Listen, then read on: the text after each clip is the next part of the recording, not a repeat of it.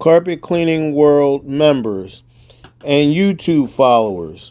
I just wanted you to see what I do at my company, BioClean. First, we do a professional pre-vacuuming with the workhorse vacuum cleaner over the rooms and hallway carpet.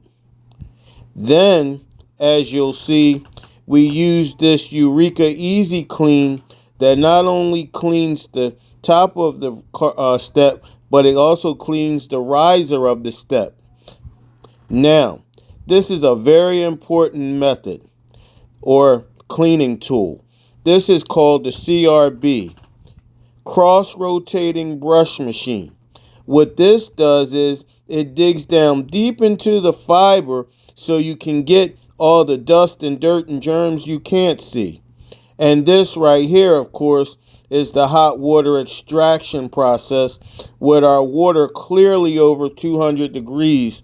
And you can see that right here with every stroke using my BioClean Oxidizer, this carpet is coming just as new and clean as you want it to be.